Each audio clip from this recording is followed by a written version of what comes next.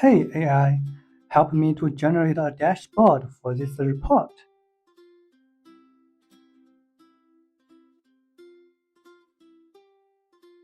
Oh, it's good. It's very complete. I can even edit it. I can also export as an image. Very good.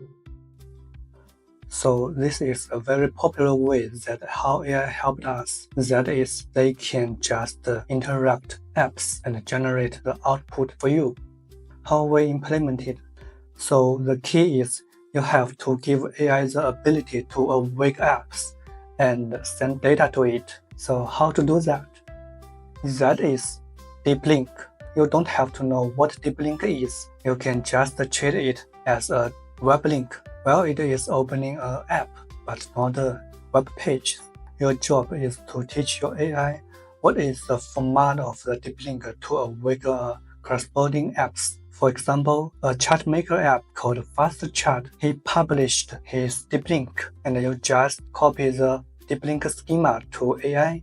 Let AI know how to awake this app and how to send data to it. This is a very easy way that AI can interact with app, but it limited the length of the data. So usually you cannot pass too much data to it.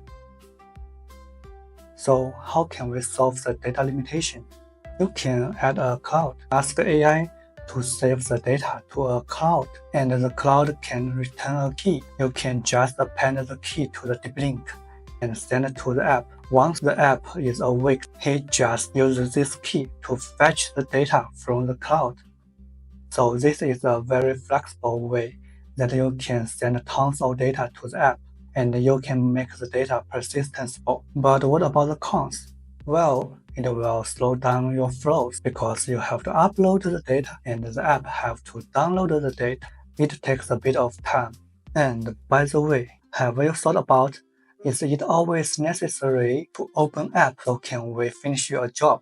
Actually, it is not. Sometimes what you would like to generate is just a picture or just a plain text. And these things, actually, you don't have to open the app. The AI can just finish this job if he knows how to interact with the cloud that brand provided. In our engineer world, it calls API.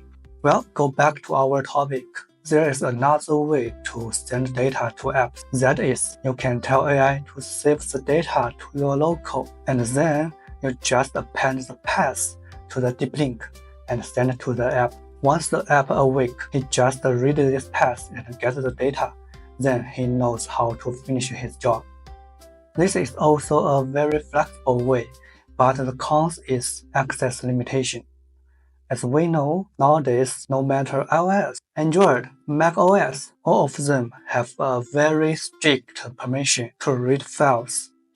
And this is also a possible way that AI interacts with the app. That is, ask AI to generate a specific suffix fields with a specific format. As we know, a field with CSV suffix is just for Excel or numbers. So follow this idea, you can build a similar feature for app, which is he can recognize a specific suffix field and pass it to finish the job. Well, Socket is also a good way. It can even send data in cross devices, but as you know, it requires that both devices should under the same network environment, and it will be quite hard to keep the process survival in mobile, especially in iOS. So now let's focus on the mobile environment. In the future, it must will have a system channel that allow AI to interact with the mobile apps. You can imagine it's quite similar with picture sharing. Each app just tells the system what type of the data they can handle, and then when a user going to share the picture, and the systems can know which apps can handle the pictures, and when you're going to share a video, and the systems can know which apps can handle the video. It's the same way that how AI can interact with the app. That is, in the future, each app tells the system what APIs it can provide. And the time AI would like to trigger some APIs, he will ask the system, is that a suitable API I can use? In iOS, it calls app intents. and it is already published. In Android, it calls app functions. It will coming soon. So this is all about how AI awake apps and send data to apps. And the next session is how AI can generate the specific data format. I can say 99% is using a format called JSON. I thought everybody should know what JSON is, even you are not a software engineer. And let's talk about it in our next sessions. Goodbye.